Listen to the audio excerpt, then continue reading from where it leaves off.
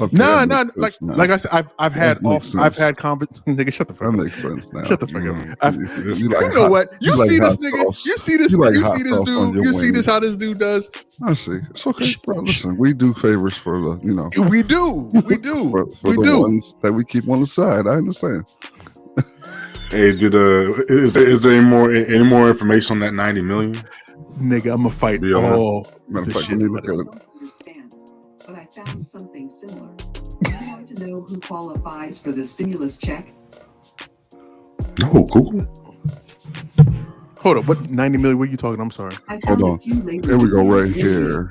The first one is Zithia Local 2 at 8,555 16th Street, number 550. Shit, Crush. It's worse than we thought, bro. It's more than 90 million? It's $90 million they raised or received in donations last year. $90 million in donations. In donations last year.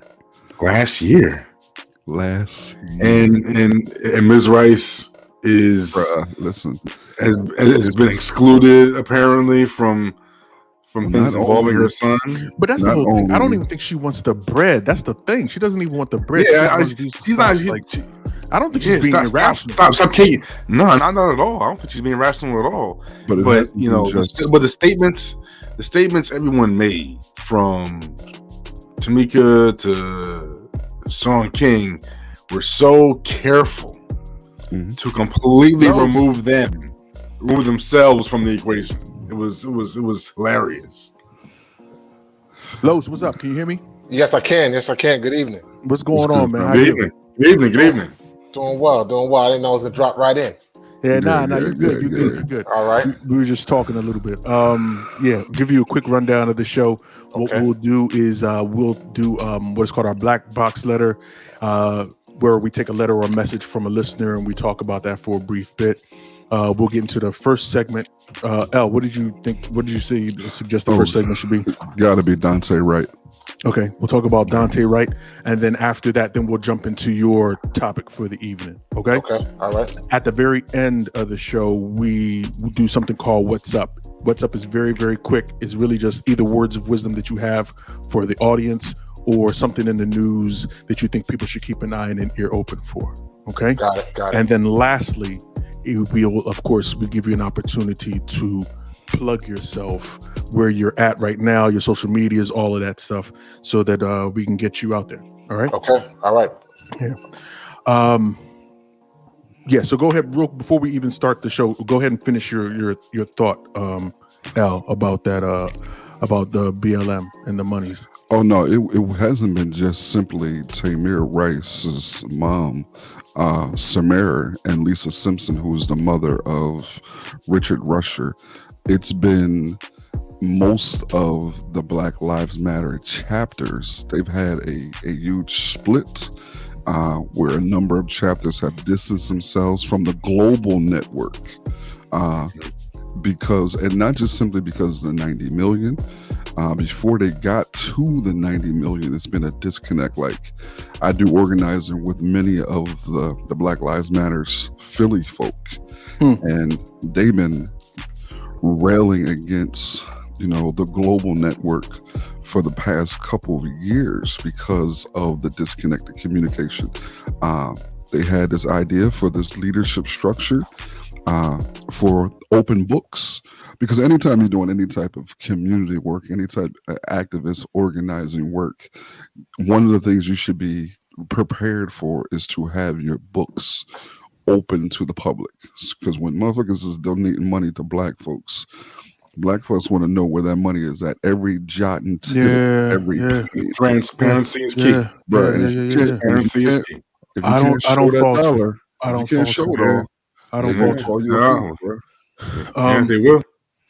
Los, just as a heads up, man, we are a free-flowing and fun conversational show. I started to follow it, brother. I know. Thank you. I don't want you to think that you got to come in here and be all stuffy and button up your tie and all of that. So, let your hair down and we can get at it.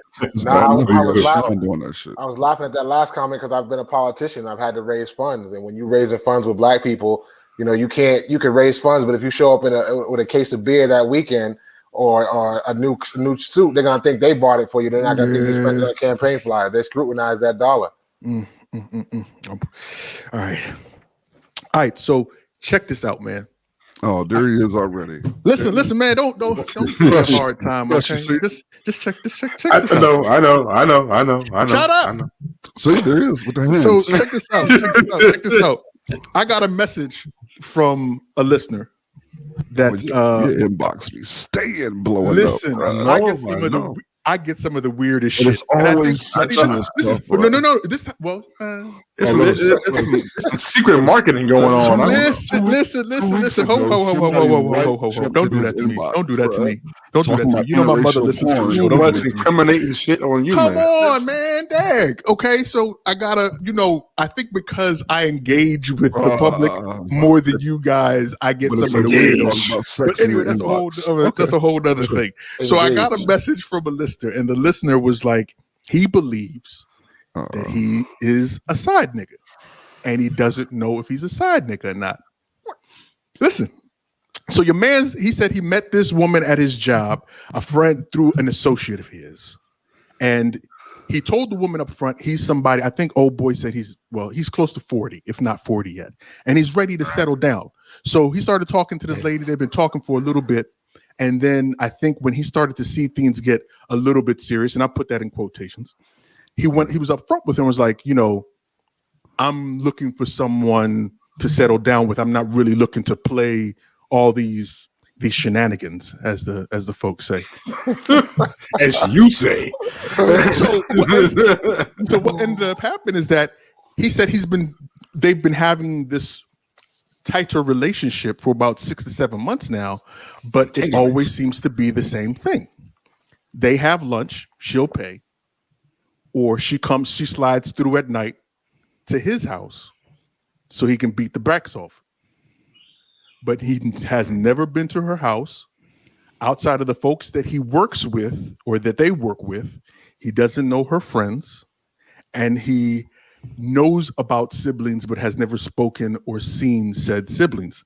So he said, am I tripping, or am I actually the side nigga, and what the red flags are? So because I just stay in my house and read my Bible and had my children through Immaculate Conception, I want to make sure you guys go ahead and talk about the red flags of being a side nigga. Al, go ahead, start us off, because I know you.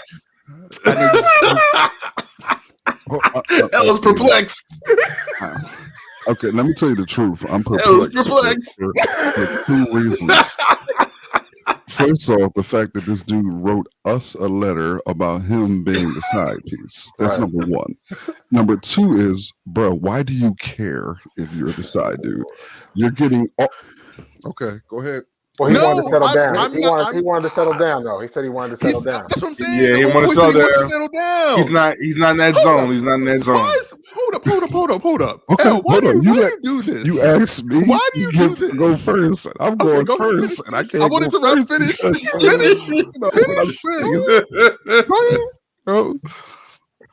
Bruh, if you are getting all of the benefits of a relationship without any of the other shit that comes within the relationship, and you in your 40s, and this is working out for you, and there's no complications, why are you introducing complications into this particular situation, bruh? I was always ready to give somebody that bad advice. The nigga said he wants to settle down, and he thinks time out. Don't let the fact that you may be a side whatever be the reason that you don't, because I don't particularly, I don't use that term. I get you. That side dude. If the side dude is the reason why you don't want to settle down with her, is that's the problem, then walk away. But if everything else is cool, I don't know. For me, at my age, where I am, that sounds like the perfect relationship. Nigga, but you've been married for how many donkey years? What the fuck wrong with you? What does that have to do with me saying you've been out the game so long? This man advice you've been out the game. No, man, listen, he ain't got no kids. He ain't got no kids with this chick. Man, you live at your own crib. You got all that, bruh. That's listen, hold on, because let's keep it 100. Being married is work. Yeah, okay, definitely. Can we be honest here? Being in a relationship is work. Being in a situation where you can have sex, lunch, and they go to their crib when it's all over. Yeah, you by yourself, you get to do your thing. Okay, I'll be the bad guy. Send all of your responses to Elgin Bailey. None of these dudes are going to be honest. Crush, I'm hoping that you have better advice for this man than L does. I mean, to keep it basic, man. Perception is reality, brother. Facts. If you feel like if you feel like the appetizer, not the entree, you know what I'm saying, then be content. You know what I'm saying? Be content with that role, because asking for more is just asking for trouble. Just to be honest. And if what you want is not there, you have no obligation, nothing stopping you from finding what you want right now. Right. She's not putting any restrictions on you to find what you want. You know what I'm saying? And in fact, she probably will not mind at all. Yeah. In fact, she probably be happy for you. You know what I'm saying? So I mean, at the end of the day, perception is reality, man. You probably are the mac and cheese to the, you know what I'm saying? He knows he is, though. And that's to the country fried steak, you know what I'm saying? Bro. He know he's the mac and cheese, the mashed potatoes. He know he is. He know all the red flags. And you gonna write? See what he was hoping for. Wait. What he was hoping for. Go ahead, Lo. I mean, I think I'm with the consensus here. I mean, I don't see what's they're not even flags. Like either you're getting it or you're not getting it the way you want it, and you're free to go. I mean, I get the fact he's trying to settle down, right? So he's trying to settle down. That's not what he wants. So I mean, you don't have to write in and ask if you see the flags. You know the color. He knows. You know what I think it is. All jokes aside, honestly, here goes. And I'm fucking with you. With Obama bailout. Go ahead, come on. Nick, I just said I agree with you. Why you always gotta be such a? All right, come on. Go ahead. You are the stereotype of every light skinned dude I've ever met. So you need to chill out with that. Okay. So the light skinned joke. Listen, what I'm saying is I agree with everything you guys have said. I think, to be honest with you, the one part that he didn't put in the message that I think is glaring is that she's got his nose open. Otherwise, he wouldn't be asking the question. That's the one part that I think, because otherwise, let's be real. Like you said, if everything is moving in this direction and you don't have any obligations, she hasn't put any, what's the word I'm looking for? She hasn't put an ultimatum on you, and you haven't, you know what I'm saying? I mean the frequency is important too. You said 6 months. I mean, is he getting lunch every week, every day? It's like every other day they meet out for lunch, and she's always. See the hours, the whole hours thing, man. The whole hours thing, like daytime. Yeah, I'm saying, see, he's part of a regimen. He's part of a regimen. He's part of a regimen. Not a lifestyle. What's part of a regimen. Right, he comes off the bench. He's a role player. Play your role, bro. Listen, Robert Ory got 7 rings, 6 rings. Play your role before you get a stand in. You know what I'm saying? Right. Or take your talent to South Beach or something, right? Yeah, listen, I just thought you clearly did not make the lead role. And that's okay. This nigga, I just that's thought about fine. You're still getting paid by scale. You know what I'm saying? Given that she always comes to see him at his house, do you think? Shut up! I'm trying to. I think it's great. Do you think there's a possibility that she's married? Well, she and that's why I don't give a it doesn't really matter. She's paying for my meals. She's giving me sex late in the midnight hour, and she's gone in the morning. He doesn't have to pick her up. He don't have to drop her off. I mean, no Uber, no nothing, no nothing. Shit. You ever seen not one of her? You ever seen not one of her friends in 6 months? Perfect. I don't like her friends anyway. I don't like them motherfuckers anyway. Don't want to meet your family. That's That Uber budget alone, I got single friends that Uber budget through the roof. If you don't have to pay out the Uber budget. And listen, man, them Uber rates late at night is high. Not a lot of drivers right now. L, how do you know how high the Uber budget is at night? I have a 24-year-old daughter. Oh, okay. You saved yourself. Come on, I know. Listen, I feel sorry for you, man. I get that 2:00 text, Dad. I get it. I get it. Trust. Yes.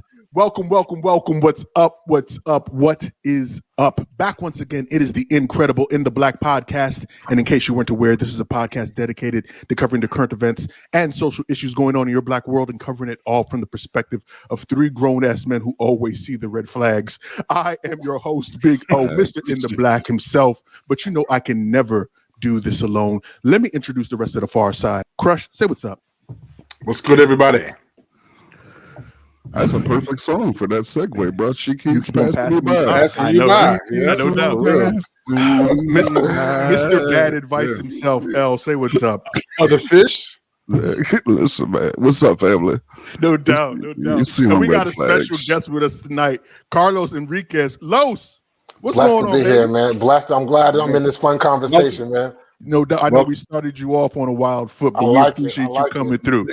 No doubt. And if you're checking this out on YouTube, make sure that you hit that thumbs up button, subscribe, hit that bell, all of that stuff. It helps and goes a long way. And if you really dig what we're putting down, please make sure you follow us across social media at In the Black PDCST on Facebook, Twitter, and Instagram. But L, please tell these good folks how they can become part of the family if they want to become part of the family, man. Head over to our website, man, www.intheblackpodcast.com. Up in the right-hand corner, you can click the Become Family tab, and we have upped our Patreon game, man.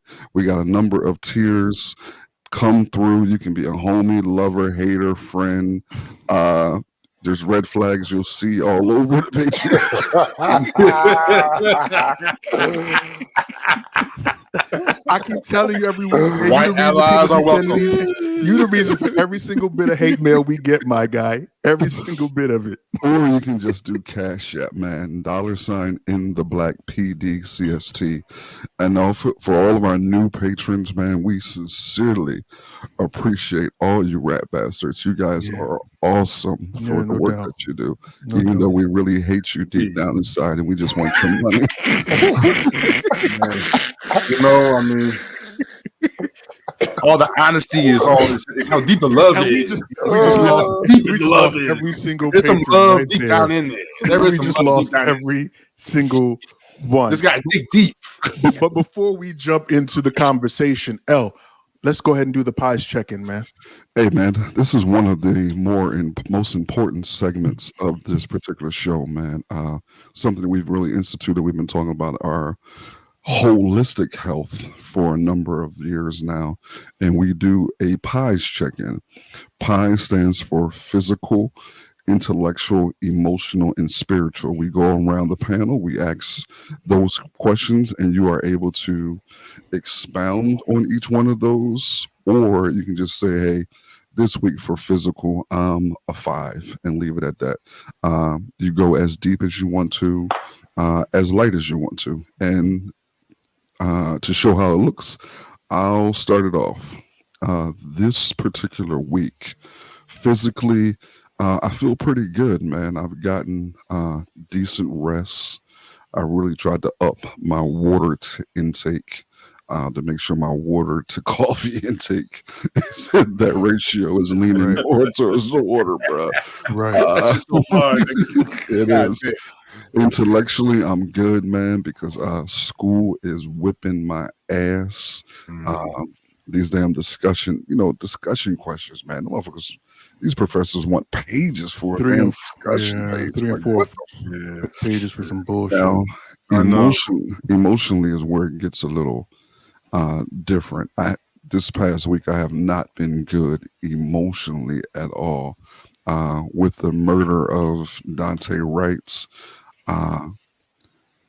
it sparks and triggers many things in me, and it's been difficult this week for me and my family.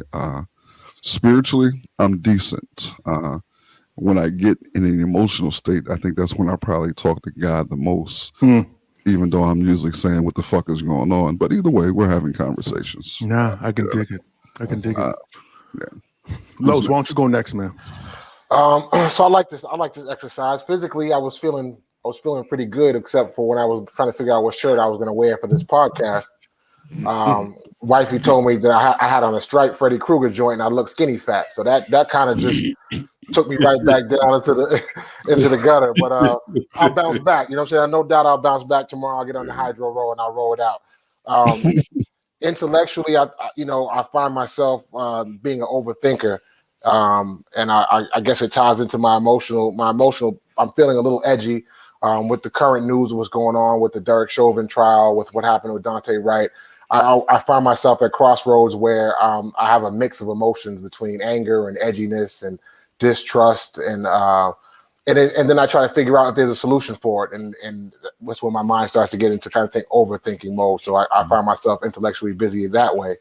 And then spiritually, I think I'm still maintaining, because I've at this age now with enough gray hairs to know that, I've been through it a few times before, being able to deal with it a little bit better, being able to use exercise as an outlet, and just finding good spaces to exist in the moment and being present. Dope. That's my pies. Crush, go ahead, man. All right. Well, physically, I gotta be honest. I guess I'm around the 5. To be honest, I just had my first dose of the Pfizer shot, and I went through a couple of days of lethargy there, and got a little lazy by getting my bike back together. So I really need to focus on that so I can get myself back up to at least a 7. Intellectually, I find myself a little scattered, a little disorganized. So with everything going on professionally and creatively, and with what's going on in the news, I feel a little bombarded and my mind going several different directions at once. In terms of solutions and new questions and how to deal with different scenarios. Emotionally, I would say I'm kind of in a kind of a placid place at around, I would say, a 6 for the most part. With everything coming up for me and my family. And spiritually, I would say I'm at around a 5, to be honest. Still in a very exploratory stage, very questioning. My doubts. So yeah, I can dig it. For me, physically, I'm about a 7 or an 8.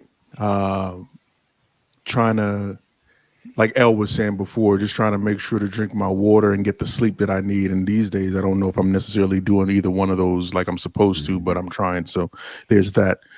Intellectually, I think I'm about a 7 or an 8 still.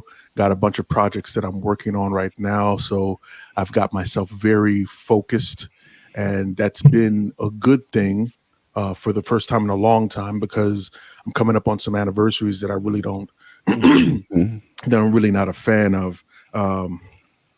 Emotionally, I'm probably like a 4 or 5. One of my homeboys, and I know we had this conversation a while back on the show, one of my homeboys, John, who passed away at the beginning of the pandemic. That's right. His birthday was today, so he would have been 45 years old, and it hits me that he would have, like I said, he would have been 45 years old today, and the fact that it's been a year and everything just happened so fast. Like, time flies by so quickly, and you don't even recognize it, man. And just thinking about his passing and the passing of his sister and his mom, and then on top of all this other stuff that we've been seeing going on in the environment, man, it's just been getting to me. But spiritually, I'm not going to lie to you, man. I'm probably still in that 4 or 5 range, man, because sometimes you start questioning things, maybe not necessarily the presence of God, but then sometimes you question like your ability to reach him, or like, are you not saying the right things? Like what's going on? What's happening in this conversation that it seems like you're not listening sometimes? And I've battled with that a little bit for the past week and some change. So Yeah, that's where I'm at for the week, man. And you know, the funny part about the spiritual part that we've all mentioned is in my study, because this is one of the things that I've been looking at, is how, you know, our ancestors have dealt with our relationship with white supremacy, racism, and God's role and place in all of that. So our responses are literally many of the same responses that I found in the slave narratives, that when they're going through, they're in the very same place that we are right now. And I find that so incredibly fascinating, how it hasn't changed in all those years. And I don't know if it ever will. Comforting? No, absolutely not. Because I know there's some people that find comfort in the fact that this is not brand new. No. Oh no. That fucks me up even more. We need to grow. We still going through that shit? Nah, right. I can take it. Right. I can take it. All right. We're going to jump into the meat and potatoes of the show. This week, our black box letter is actually a message from a homeboy named Travis that I think it's pretty timely. The other night, and given our guests and everything that's been going on in our last conversation that we had last week, actually. Yesterday, Jada Pinkett had Bobby Brown on her episode of Red Table Talk. And what he did, he talked about him and Whitney's addiction and breaking generational curses, and how he thought that, I forget the young man's name, but that there's a gentleman that was, I guess, a close family friend that he believes is responsible for both Whitney and his daughter's death, because he was supplying them with drugs and so on. And unfortunately, this gentleman has also already passed like a couple of years ago. So Bobby didn't even have an opportunity to confront him about his role and how things were, because Bobby was because Bobby was in rehab at the time, and by the time he was able to get out, the young man had already passed away. But the reason why this conversation became stood out to me specifically is because of the continuing conversation we've been having about addiction and the portion that it plays in terms of generational curses for us, for our families, and what that actually means, what that looks like. I know that there's some people that don't recognize that the term of generational curse. They look at it as everybody has their own individual cross to bear, and they bear it and they deal with it. And that's a school of thought. I don't know necessarily if I subscribe to that, but that's a school of thought. I thought it was very moving to see Bobby talk about what he believed was the catalyst for the problems that his daughter ultimately had, given the problems that he and Whitney had, and how he wished that he would have done better and been better about that prior to save it. Another part of that conversation that really got to me is how he's now at 50 plus years old, now starting to be emotional and let himself grieve for the passing of Whitney and his daughter. He's like, he had put it off for years, but now he just finds himself just sitting in the corner at times crying because he hasn't learned how to necessarily deal with it. I know, coming from the household that I came from, African cultural household, and I've had this conversation on there as well with a father that has been battling alcoholism for all of my life. And I know many of the decisions that I make as a father now is in light of not repeating those things, being the exact opposite in many instances as my father was. I know that I won't say that. I'll let you guys speak for yourself. El, why don't you go ahead and kick it off next? Did he write a letter? This was a message that he wrote to me. He asked me, Travis messaged me. He was like, hey, he watched the Red Table Talk, and he literally pivoted it to DMX in a conversation that we had last week. So I thought it was very poignant. Okay, so I'll dig in. Both of my parents, man, were heroin addicts. My mother died when I was 11 from HIV/AIDS related heroin abuse. My dad died when I was 21 from the same thing, HIV/AIDS, long-term heroin abuse. Then I left Philly and went to stay with an aunt who was deeply in the church. And that was probably where I first heard the term generational curse. Now, within Black church generational curse can have a spiritual connotation to it also. And I never particularly really subscribed to the spiritual component from it because it just didn't make logical sense from me. But from a biological stance, a social stance, a environmental stance, oh, absolutely. I believe that generational curses exist from the standpoint of, even from the standpoint of my younger sister was born while my mother was still using, and some of the battles that she's had with her health due to my mother's using would be a generational curse to me. That would be something that was passed down, and typically, it wasn't intentional. But when you are someone who has an addiction disorder, I tend not to use that word addict because of the negative connotation to it. It almost is a surrender to the addiction. So we tend to use addiction disorder instead, because everyone who has an addiction disorder is fighting addiction. It just, it's a deeper thing. Addiction has so many different components and layers to it. But I see the correlation. I understand the grief part that Bobby is talking about. I hope Bobby is in therapy. I hope he is sitting and laying down on somebody's couch daily because of the weight of his own decisions, the blame that he places on himself, I'm sure, for Whitney's death, for his children's death. And it may not be a correlation between, his children's addiction disorder and him, and it may be. That's the difficult component about addiction. It's hard to actually assign blame and responsibility. I think that's good. I think if you were able to assign blame and responsibility, it would make it more difficult to actually battle. But it's a heavy thing. I love the fact that we're beginning to have more open conversations about addiction disorders. But one of the things that I'm noticing that's revealing is that we are horribly ignorant about how addiction works. And also, we're not very empathetic to folks who are battling addiction, man. Particularly people in our own households. I know for me, and I stopped for years before I started going to therapy, at least once a week I would have a dream where I was actually committing an act of violence towards my father.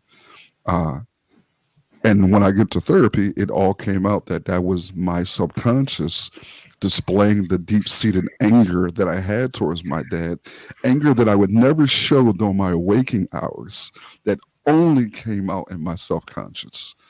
Addiction's a monster, bro. It's a monster, bro. Los, why don't you go ahead and kick it off next? Man, I mean, it's such a deep topic to talk about, but I am also glad that it's something that is being talked about. And I think, to even go a level, maybe not deeper, but along the same lines, is just looking at our behavior in general and how much of it is learned behavior, how much of it is innate. I think that has a lot to do, especially in our communities, in Black and brown communities. A lot of our history is oral. And so, because you only get it one way, either it's talked about or it's not talked about, which means you're either hearing someone else's perspective or you're going to experience it yourself and then develop your own.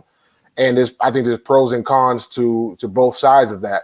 But I mean, it could go back to when you learn violence, is whether that's through a spanking and you think that you turned out right, or whether you become a parent and feel like that's something you don't want to pass on. I think I also heard generational curse first in a men's fellowship group that I was going to in a church.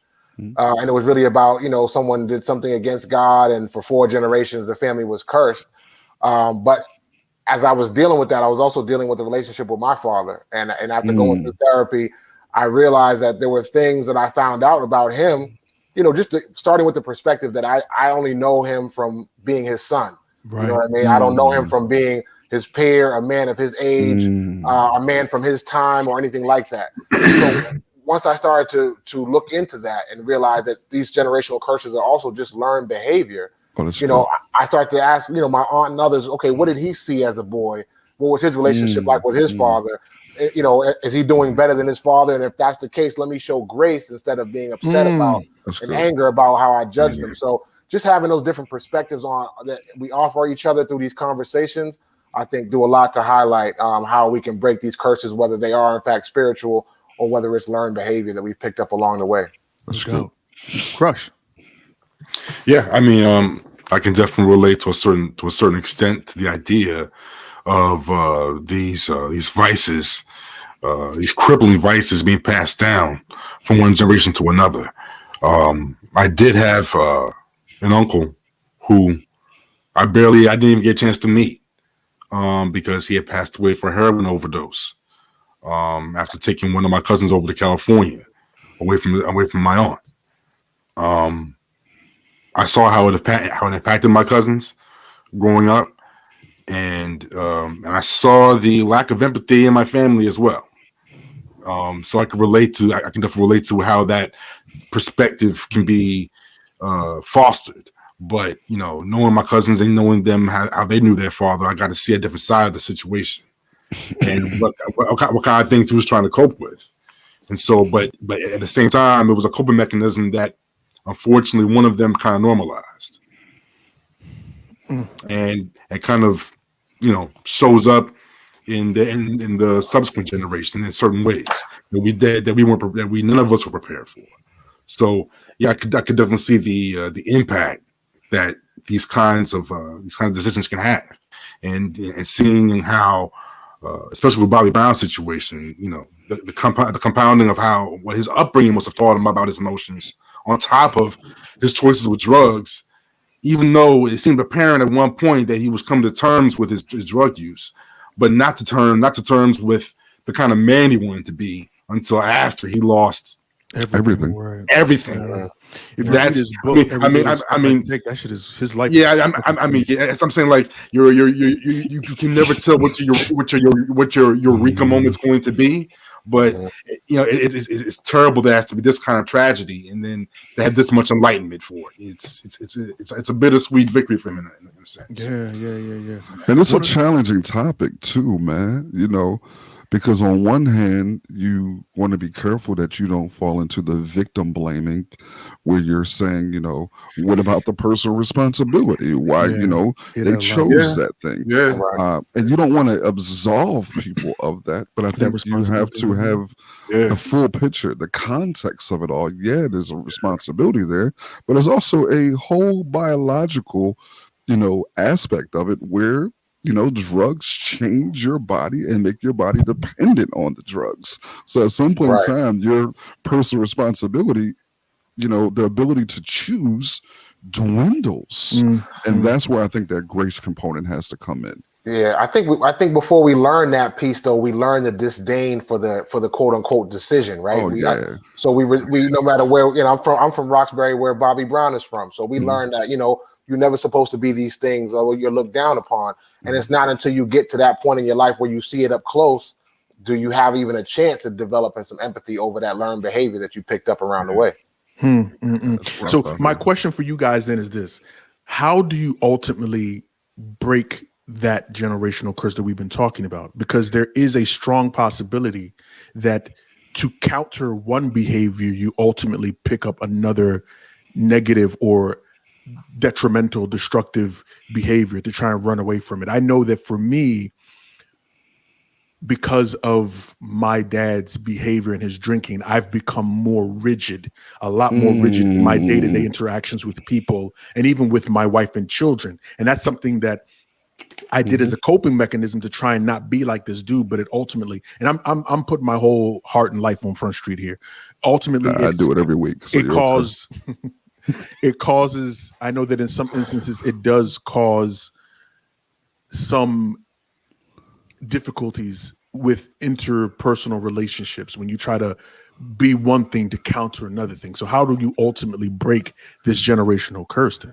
Well, that's the thing, though, because when you go to when a person who's battling an addiction disorder actually begins to go to therapy, at some point in part of the time, that part of the individual assessment plan is going to be to have the family come in and participate within the therapy sessions, because families develop their own set and form of addiction norms just to cope with the parents. So for you, it's been a rigid, more conservative thing, but it's also been a force and a sign of bondage that you put yourself in out of fear, because you don't want to end up emulating the behaviors of your pop. I did the same thing. I did it to a different extent. I just made sure that I avoided all forms of drugs. Like, I've never smoked weed. I've never done any other type of thing.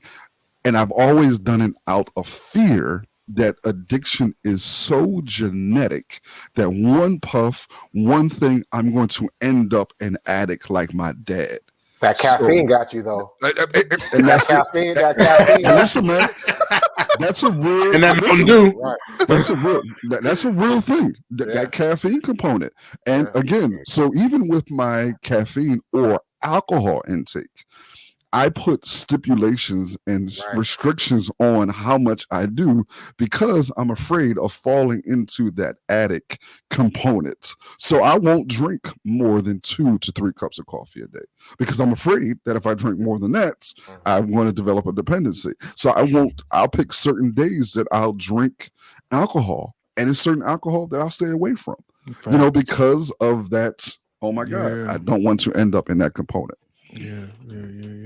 I don't think it's until we get much older, to be honest with you, through the opportunity of being able to sit down and talk with a therapist, that we sometimes recognize the impact that our child rearing ages and so on have had an impact on us as adults. Like, you never really put those things, not everyone is able to put those things together. You know what I'm saying? Like, for me, like I said, I was chuckling at hearing you talk about staying away from all of these things because you didn't want to replicate your father. And for me, like, alcohol, I don't even take aspirin unless I have to. Like, I have to be about to die. You need to roll me on a cart before I put aspirin in my body. Yeah. Like, and my wife one time, she was asking me, I think I'm allergic to ibuprofen. Like, if I take Advil, I'll fucking swell up. It's a done deal. My airway close up in the whole 9. Did you take some this morning? Because you look kind of swelled up right now.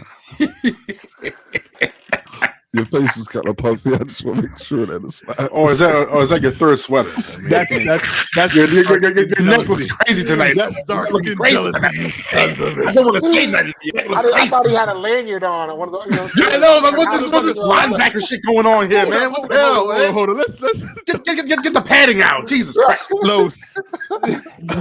I'm sorry. I had to let it out. I thought you were part of the team. You said jump in. These dudes over here. You said jump in. I thought you were gonna pull out a VIP pass. I'm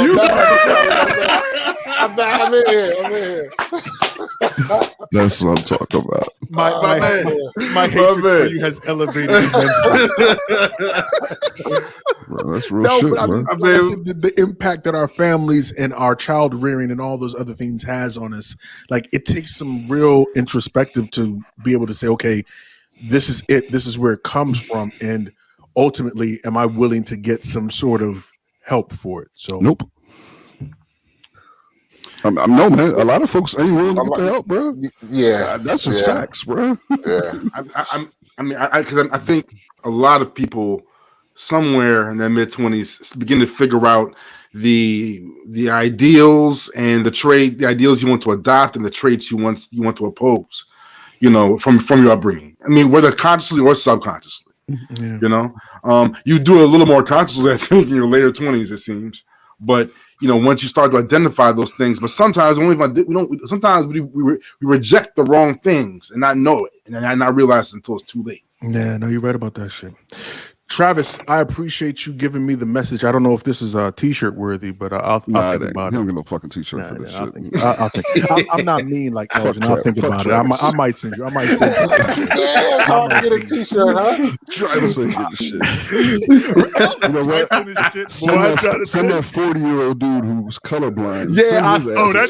Oh man, the colorblind dude. Yeah, please. All right, whatever. All right, go ahead and go ahead. Let's keep the show rolling, man. Go ahead, El. Oh man, changing gears, man.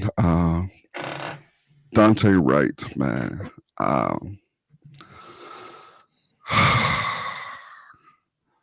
This one was kind of rough, man. If you guys don't know, you should know by now. There has been another police-involved shooting, resulting in the death of a black male. Duante Wright. I won't even mention the 13-year-old young man from Chicago, Adam Toledo, who was murdered by the police also. But Duante Wright, how the shooting unfolded. According to Chief Tim Gannon of the Brooklyn Center Police Department, officers pulled Mr. Wright over on Sunday afternoon for a traffic violation related to expired registration tags. Officers then discovered that he had a warrant for his arrest. As the police tried to detain Mr. Wright, he stepped back into his car, prompting a brief struggle with the officers, Chief Gannon said. In a graphic body camera footage shown to reporters on Monday, one officer can be seen pointing a handgun at him and shouting, "Taser." After the car pulls away, the officer yells an obscenity and says, "I just shot him," to two other officers. This white female officer says that she mistakenly pulled her gun instead of her taser. She mistakenly pulled her black 31-ounce gun instead of her yellow 8-ounce taser and shot Mr. Wright. Real quick, this thing right here of traffic violations being the reason why we are pulled over is something that is called pretextual arrest, where they see minor traffic violations and they use those traffic violations as a way of running your plates and your tags to see if you have warrants. If you have warrants, they use that as a double whammy to incarcerate you. It is essentially another or a kinder, gentler way of saying racial profiling, because the data shows that this thing overwhelmingly is a black issue, that black men particularly experience this pretextual profiling at a rate greater than any other 4 times more than any other race. Yep. Crush. To be clear, one more thing: the traffic violation was air fresheners. Too many air fresheners hanging from his mirror. This man was pulled over, scuffle ensued, and a white police officer mistakenly pulled her gun instead of her taser, shot him, and Mr. Wright is no longer with us. Crush and then Los, man. Well, if I understand, Officer Potter has been charged, and we've already seen her in her jumpsuit. The level of incompetence that continues to be displayed is, and the defense of it is far too quick to come out. The way the media is already manipulating things is becoming too rote for it to be for us to be fooled or somehow placated with this. I feel for the Wright family, and I can't imagine the excuse of mistaking your taser for your gun for taking someone's life. It doesn't compute for me on any level. I don't. but it looks as though the case may turn out, may turn out a certain way. I'm not sure, but we'll see. But this, no, but go ahead, Los. Use someone charged. I mean, these are tough for me, and I guess I don't think I'm that old. I'll be 45 this year. But this is one of the things when I said I was intellectually torn. Like, sometimes I try to believe in the good of people, but sometimes my heart and my mind leads me to believe that this is more like Animal Planet than everything else. That it's lions versus zebras and hyenas, and there's no real logic or justice to what we try to, no matter what we try to wrap our mind around. That these are just belief systems. And I much as I hate to say it, I mean, I'm still saddened by what happens, but the surprise is so long gone, right? I think, as kids, once you saw what happened to Rodney King and you saw those men walk, or maybe younger, if you're from Boston, it was Charles Stewart, and stuff like that, at this day and age of my life, I'm more looking at myself and like, well, what's the solution? Like, what's the, obviously Minnesota's off the hook. Not that all these states don't have their own issues, but facts. The Great Migration, when we broke up and went into all these places where we became such a minority, it has weakened us in so many ways that we don't even really have a recourse for this action except to sit and hope the same system does something different. Like we're resigned to living.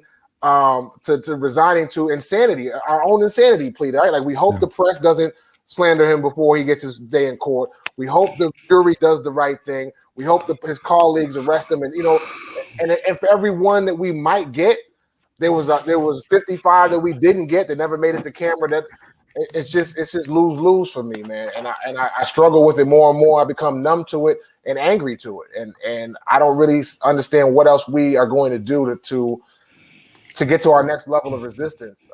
But it's frustrating. It's frustrating. How did you deal with that, man, when you were a state representative in Massachusetts, man? Because I mean, it's got to feel a certain way that coming from where you came from, ultimately being able to get into public service, and then knowing that you have this expectation of you, right? That you're going to get there and you're going to do some things, and then, and correct me if I'm wrong, but getting there and feeling like, or not being able to do what you set your mind and your heart out to do. To talk a little bit about that, Los. Sure. So, I mean, growing up as a kid in Roxbury, you see all these things in the late 80s and early 90s. And then public service got me into politics when I'm in my late 20s, early 30s. And of course, you have all these grand ideas of what you're going to do. I can remember when Trayvon Martin was killed, I was a sitting state representative. And I wanted to do something beyond. Of course, I felt angry. I wore my hoodie to the chamber. But then I realized the monster I was up against. Like before I wore my hoodie in the chamber, the Speaker of the House had already put out a memo saying no hoodies were allowed in the chamber to be worn over your head. You know what I mean? They're already back that up. You said what? So there's two brothers in New York that did it, right? Two assemblymen that did it first. So now we're trying to follow a lead.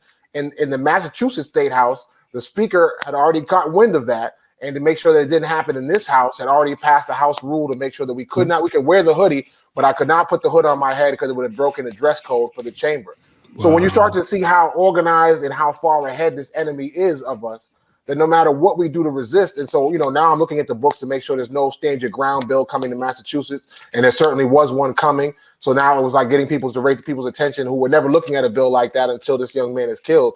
So you can see the little incremental things that you do. But every time you do something incremental, you see them hit back tenfold.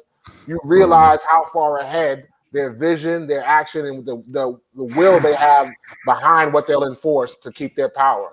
I think we underestimate our enemy far too often in this country still. Agreed. Okay, so I want you to talk about that a little bit more, Los, because I know that even since you've left the State House, you're still politically and socially involved. And I appreciate that about you. But given what you just define that politically involved, what does that mean? So I do a little bit of consulting for candidates. Okay. And I still do civic training for people that want to get involved in their community. Okay. Good. But with that being said, given everything that you've just described now, right, it feels like we should just be like, fuck it. We're not going to win. We can't win. We've tried. We've put black faces in office, And we thought that would be the mechanism to help get the change that we've been looking for, and that shit hasn't happened. Why should we even give a fuck anymore? And that's the wrestling that I still do to this day. So right, it's the whether it's Marcus Garvey and we need to separate and get away from these people, or the James Baldwin reality that these people are never going to let you go and our fate is tied together. Like we've been integrated into this burning house, and either we're going to figure out how to make it work together, or we're all going to burn together, right? Yep. Now, but at least in the midst of that, I want to do my job. I still want to be the spook that sat by the door. I still want to be able to arm my people with information and weapons of resistance, so that if they're fighting, whether it's internally in politics and getting parks clean and voting for more representation, which we need to do to increase our political power, cool. And if not, if it's about our self-sustainability and working with nonprofits or starting our own businesses, then I want to be able to do that too. But I definitely feel that tear. That's what I mean. Like if it's either fuck it, we got to get away from these people because this is Animal Planet and they're the lion and we're the hyenas and we're just, they hate our children. We hate, and we have to be defensive against them. Or we are in this house and are going to figure it out. And that's a more long-term plan. And then you have to live with those little incremental steps. So for me, being like a chess player, I'm trying to play a short-term and a long-term game at the same time. And it's a struggle. It's a struggle. Listen, the thing that is admirable, but it's also like, bruh, you know better. You know this monster better than most. You've seen this monster. You've been a part of this monster. You know that getting into office with these wonderful, and I think great ideas of trying to create change from the inside out, change the system. But then when you get in that motherfucker, you see like, yeah, you look around. How do you I guess the question is, do you warn people? Do you tell people like, yo, listen, man? Yeah, you can warn them, but nobody listens. Right? They hard-headed, man. Because the limelight is so bright. Like I didn't realize that it made me vulnerable. To step out of your comfortable position where you are a private citizen and now you're judged by people that have to vote for you. You're influenced by donor money. You're influenced by so many different things that are moving. You become, and I think they taught us that lesson kind of through our leaders in the 60s and 70s, right? That if you're the head, you can be shot at, you can be taken out. And so I do warn people when people say, yo, Los, talk to me about running for office. I try to walk them through like all the things that are going to change in your life. And don't believe the hype. You're not going. So we could go in and talk about police reform, right? And talk about how, it takes longer to become a barber than it does to become a police officer. But until you change who the district attorney is, until you change who the court clerk is, until you change the districting of the town and the mortgages that happen in that town and the makeup of that town, it doesn't change who enforces the policy, even if you have a fair policy on the books. And you have to fight like, to the death just to get a policy on the books. So it was that Sisyphus rock when you keep pushing that rock up the hill and it rolls back. And so I argue, like, are we doing better than our generations before? Are we moving the ball down the field? Or are we just really setting up the next generation to follow into this burning house that we're in? And that's the conflict for me. It's like, which way do you go? Which way do you go? Okay. I think it leads into, and I think it's going to lead into your topic ultimately. But what is the place of activists on the ground, or how well do those two relationships work with one another since you've had an opportunity to see it? Do they mesh well, or do you have issues going back and forth? Oh, there's always issues. I think Big L talked about it in terms of community organizer. I grew up a community organizer, right? And so my idea that I like to say I always do is to create consensus by getting everybody's opinions. But then, there's old sayings about if you want to go somewhere fast, you go alone. And if you want to go somewhere far, you go with a lot of people. A lot of times that's not always going to work with people. If I need to get somewhere and you elect me, I want to have the autonomy to move in that direction. But at the same time, I'm only as powerful as the team that stands with me. So you're always in that position of being torn. How many people am I moving on behalf of? Am I self-appointed, or did I talk to 100 people? Or did I talk to 1,000 people? And are these 1,000 people happy? All it takes is 2 or 3 of them to be like, well, you didn't pay me enough attention, and now they're whispering something else about you. So that's what I hate and what I like about politics is there's always conflict because you're just dealing with people. And whether it's business or politics or sports, whatever it is, you put enough people together and there's going to be conflict. I think that the positive of it is do we have the leadership do we have enough leadership and behavior within ourselves and discipline to even organize our own communities, right? So I think we fail there.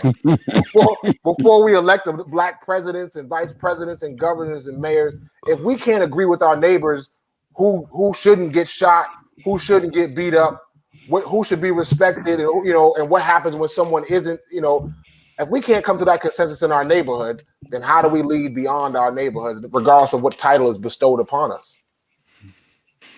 All right, Los, go ahead and lead into your topic from there, man. I mean, because we're in it now, man. So I came to ask some questions of y'all too, because I love the conversations y'all have. So it's really like I'm trying to figure this out as my own. Like, how do we as a people come back from, 16 generations from slavery, 31 generations under Jim Crow, and three and a half generations since we had the right to vote? Which battle route should we be taking, and who is ready for which battle, and how do we divide all that up? But what does true leadership look like in 2021? That's I'd like to be able to reach a consensus on that. It's like when people argue about who's the best rapper of all time. Like, we could argue that forever, our opinion, until you set some criteria to what leadership looks like, right? If you tell me most albums in the top 10, most club singles, then we can work it out. But if leadership right now is popularity, which I think is what the U.S. sells us, unfortunately, then it becomes your athlete and whoever. Because actual standards seem to scare people. Yeah, and everybody got a different standard. Yeah. Okay, so I guess the question for me then is, when you look at organizations like the Black Lives Matter movement, I'm not talking about the movement itself, I'm talking about the organization, and you have these people that carry so much clout, and I put that in quotations, and how they seem to be pushing a particular agenda. How is there a gap in between the realism of the agenda and what is able to be done, or is it just a matter of, like you said, just galvanizing, motivating, and doing all those other things to get it squared away? I personally feel like there's a gap. I mean, I feel like those in the organization did not build consensus with all the communities that they speak for and represent, and that worked. It worked for a little while everybody was marching in the same direction. But in peacetime, because that connection wasn't fostered, then you see the tears when you're trying to put the troops back into the streets. Pardon the metaphor.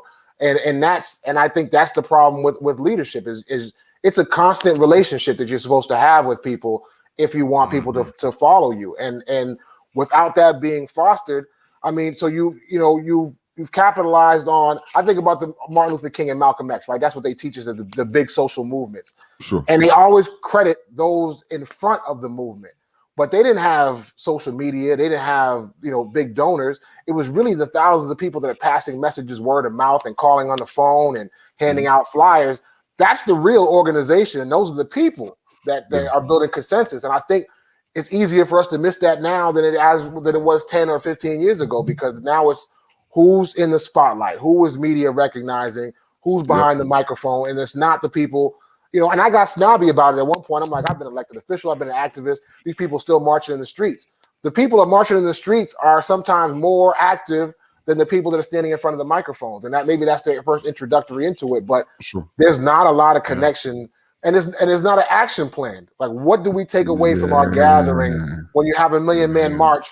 What is the mantra going back to your city? What is change? Right. How much money are you supposed to spend out of your budget in your local community as a result of that convening? Because what I've learned is we start to burn people out. Like, only so many community meetings you're going to go to, only so many marches you're going to go to before you say, this is not working, I'm going to try something else, I'm going to go another way.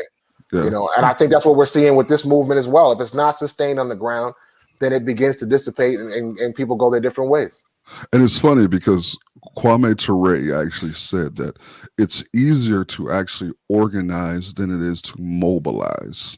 And he drew the distinction. He said the distinction between organizing and mobilizing is Black people have no issue with rallying around a particular cause.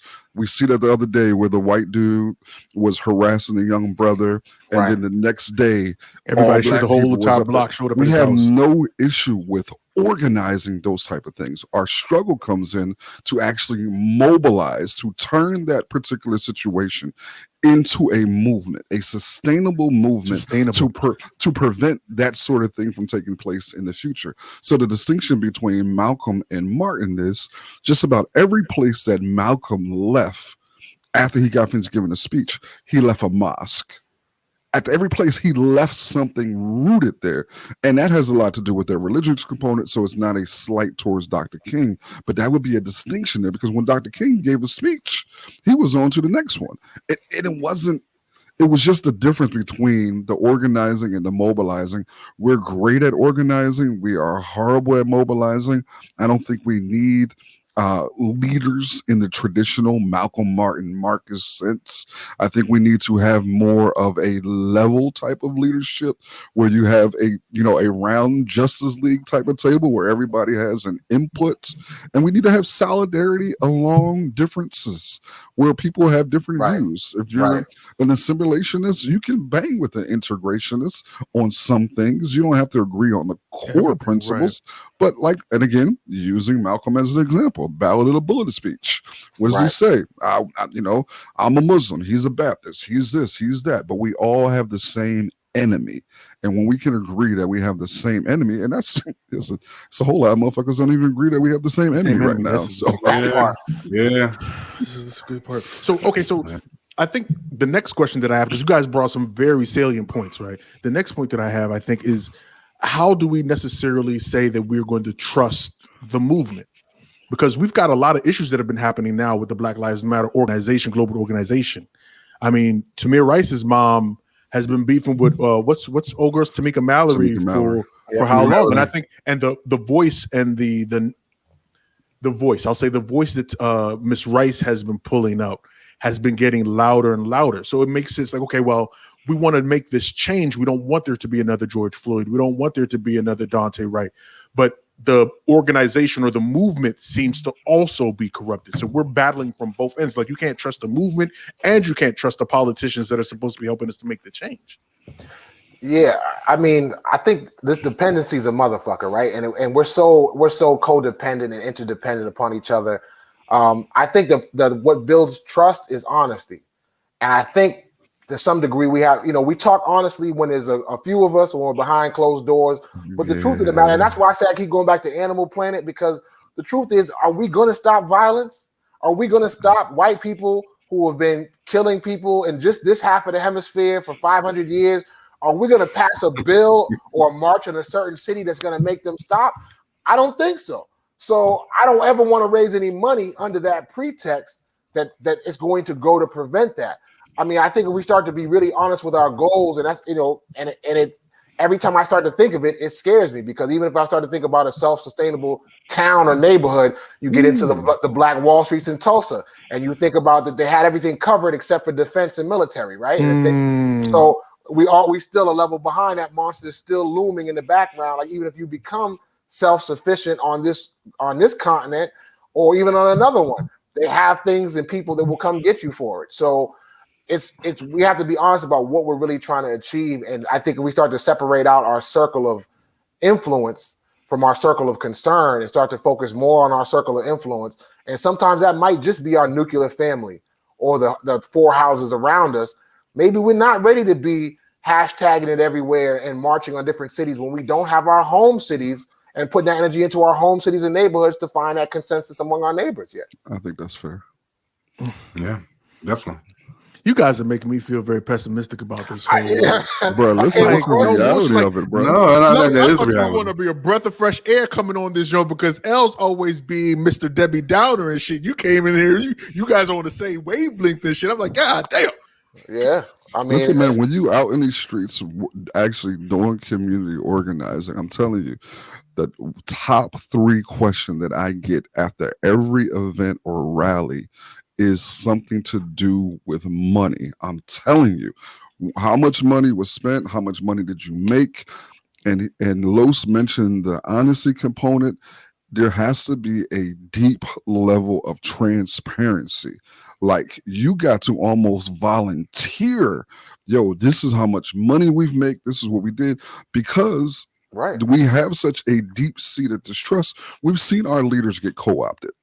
We've seen folks go from Jesse Jackson on the balcony with Dr. King to him co-opting the Rainbow Coalition. We've seen Al Sharpton coming up and doing great work to ultimately being an FBI snitch. We see how easy it is for our leaders to get co-opted. So when we see Tamika Mallory in the Cadillac commercial, and we see her on the Grammys, we see these things.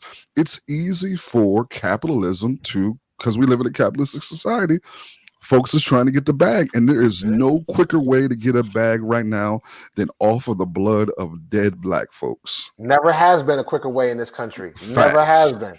Always been the fastest way. Okay, so I guess how do we weed those folks out then? Or is that just a pipe dream? Is that not possible to weed these people out that ultimately could get co-opted? You can't stop them. We have to have some sort of structure or some sort of organization to make things happen. Because strength in numbers, we've already discussed that. So how do we do that? You can't stop them. Well, the fact is the real people doing the work are behind the scenes. They're not concerned with the spotlight or the fame or the media or anything. They're focused on a clear-cut goal. Unfortunately, they are in probably a pretty unseen majority or minority rather, but they're there and they're the ones that count. And just let them do their work and somehow find ways to protect them. These people will these people who want to grab the spotlight will wither under scrutiny in due time. Yeah, I agree with that. I think it's just a tactic of war that you're always going to have, insiders that go the wrong way. I think the one thing I do believe in social movements is young people. I think younger people are a lot more passionate and for good ways, hard-headed, and it's harder to co-opt them because they're not tied to as many worldly things, to use a good Christian saying, right? Like they don't have a mortgage. They're not looking for that good spot in corporate America yet. So, that's when you get co-opted, right? When you got a mortgage payment and you got some bills to pay or you have something to lose.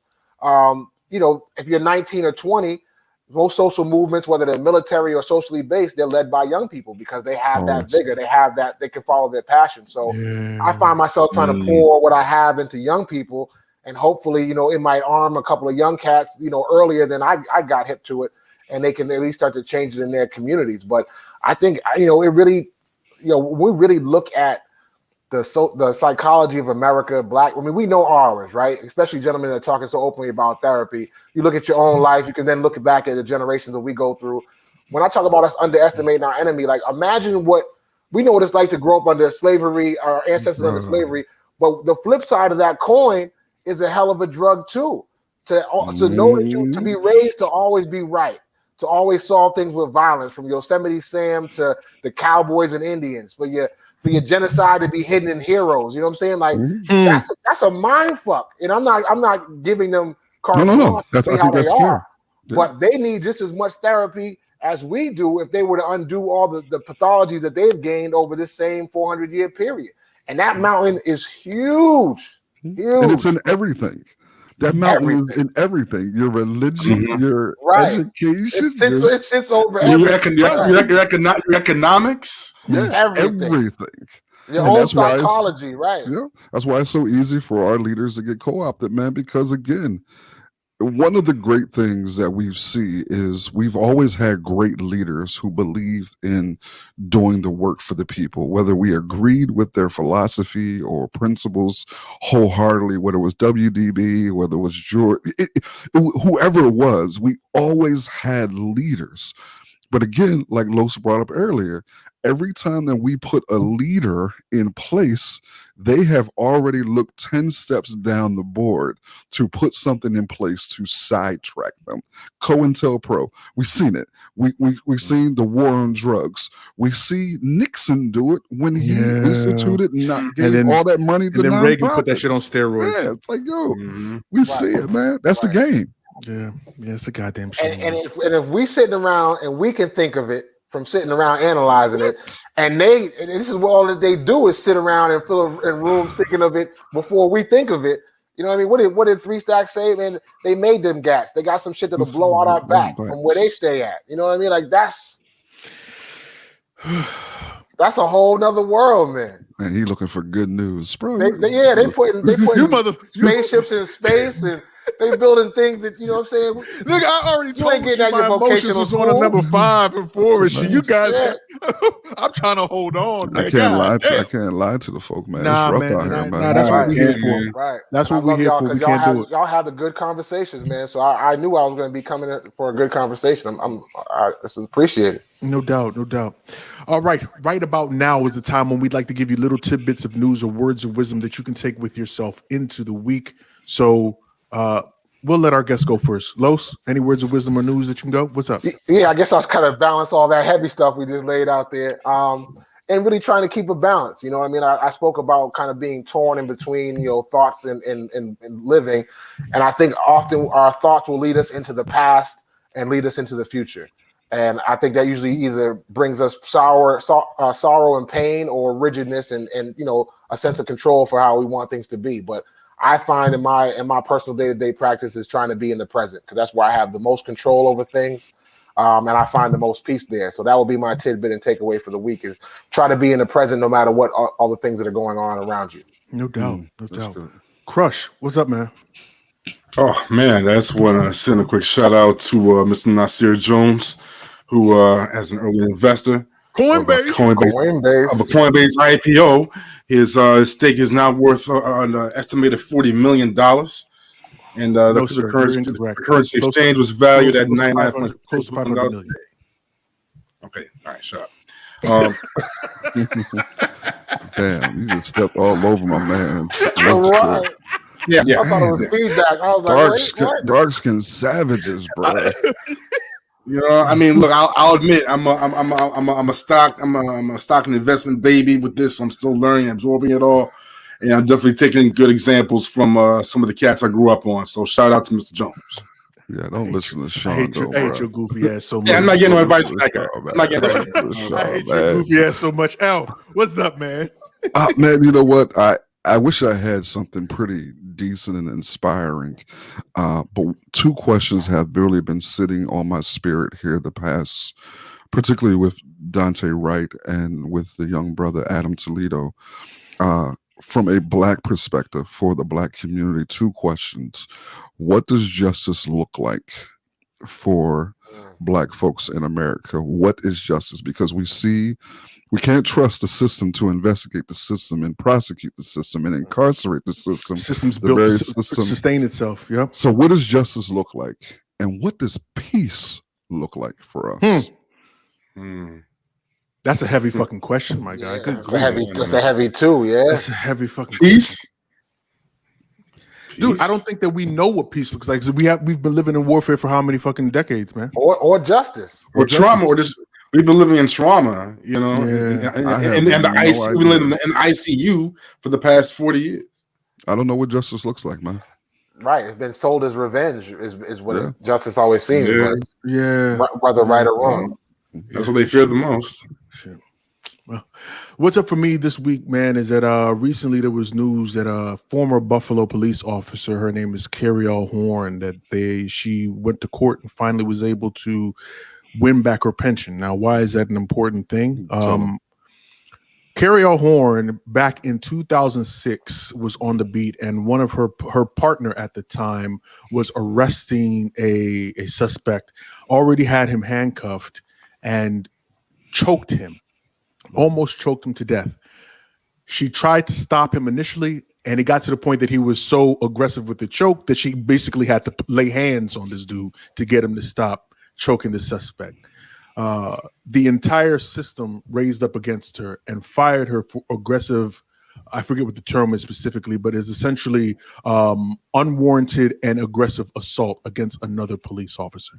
Wow. Not only did they fire her, but they held off on the court case until she was maybe 2 months away from getting her full pension and let her go. She's been fighting that battle for the past 15 plus years, and she finally won it.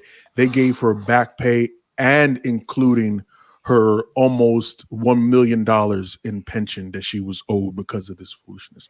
I think the biggest part about why that is so relevant is that the aggressive nature that they said that she displayed is the same thing that people have been fighting for how long, and police are doing it day to day. And the police and the system found it easy to get rid of one of their own for bucking the system. I think Trevor Noah said it a little bit. He's going to say it more eloquently than I can probably say it. But he said that we've been looking for the good apples for a long time. You can make the argument whether or not there are good police officers. Yes, there are good police officers, but good apples. Good apples meaning good apples meaning the ones that are actually going to stand up and say something when they see something wrong, right? I know you have a hard time with it, but Carrie I hate that, the whole thought process. I dig it, but I think Carrie L happened to be one of those quote unquote good apples, right? Because she stood up when she saw something wrong and she got punished for it. You don't think so? You don't think that she was a good apple? I'm not going to make her a good apple because we have one incident on record where she's done the right thing. That's fair. That's fair. That's fair. I can dig it. My thought was, like I said, after watching this whole thing transpire, I thought that it was fitting that it took not only 14 years for them to finally get a black mayor in the city that passed a bill that would allow her to then take advantage of the injustice that she served since 15 years ago. So shout out to her for being able to finally put shout out. I'm glad she got the bag. Yeah. She, after all, I mean, it's not like it wasn't money that she worked for and shit. So they took all of that shit from her. But anyway, it is what it is. You're such a nice guy. I try to be. I mean, one of us has to be the bad guy. You already took that mantle. You always bring Trevor Noah and Roland Martin and all these. Why do you hate me? Because I'm nice. I just told you that I try to be optimistic. You're such a bastard. This dude, Trevor Noah, man, he had over 100,000 likes and shares on that bullshit, and I'm like, stop pushing that one bad apple, good apple. It's the fucking soil. I mean, it's the soil. It's the soil. Because they have a good apple. He said that he said it's the entire tree. He said it in the thing. He said it's the entire tree. It ain't the tree. It's the soil. It's rooted in the soil. Like you have a good gangbanger, a good gang member. Like every institution is built. You know, there's a gangbanger with the heart of gold, man. You go on the drive by, but you get out like Trey did in Boys in the Hood. You get out right before they go. Like that's the only way you got a good gangbanger. You know? So you know what's going on. Yo, let me out. You fucking always. Otherwise, you in it, man. Otherwise, no doubt. Yeah. I know. Carlos Henriquez, Caballero, thank you, man. I appreciate you coming through, man, kicking it with us, man. I know you got better things to do than to talk to light-skinned people, but you came through, and I appreciate that shit. Please tell these good folks where they can find you if they'd like to find you, man. Sure. I'm trying to stay busy, so I have a radio show on Sundays at 10 a.m., an internet radio show on sparkfmonline.com. It's called The Public Service Announcement. That's every Sunday from 10 a.m. to noon. I have a website that I maintain for podcasting and sometimes blogging, but not very regular. But that's stillreppin.com, and that's to continue some of my community service and work there. And then, like I said, I do political consulting to pay the bills. I do try to help good candidates, not the evil ones, attain public office or at least make a good run at it. And that's under a company I call CH2 Group. So I got irons in a lot of different pots, trying to start some small companies like a landscaping group. If you're in Boston, there's a group called Universal Groundworks that I work with a couple of brothers trying to start some small businesses there and hire young brothers in the neighborhood. So doing a lot of different things, but you can always Google me, Carlos Henriquez, or find me the PSA Show on Twitter, the PSA Show on Instagram, or Still Reppin'. No doubt. Make sure you hit me up with all of those social media so we can make sure to have it in the description. I definitely will. No doubt. Crush, where can people find you if they want to find you, man? On Instagram at SP Methods or the Orange Crush with a K. No doubt. Listen, man, they know where I'm at. I mean, the motherfuckers find me every week. I know. Listen, and they always say, man, I love you. Nah, that's not what they say. Not even a little bit. You get the hate mail. I don't. No. I think you've done a very good job that I read the hate mail. You don't read the hate mail. You're like, fuck that shit. Yeah, I don't even read my bills. What the fuck am I reading hate mail? in a good spiritual place. Keep your mind. Keep my mind. Don't do that. Don't lift this dude up with that bullshit, man. Keep that pie balanced. Come on, bro. You know how it is. Whatever. And I'm Big O, Mr. In the Black himself. You can find me on Twitter Twitter and on Instagram at MR_in_the black. And I want to thank you guys once again for joining us for another incredible episode of the In the Black podcast. You could have been anywhere else in the world, but you chose to kick it with us, and we appreciate it. Make sure you follow us across social media at In the Black PDCST on Facebook, Twitter, Instagram.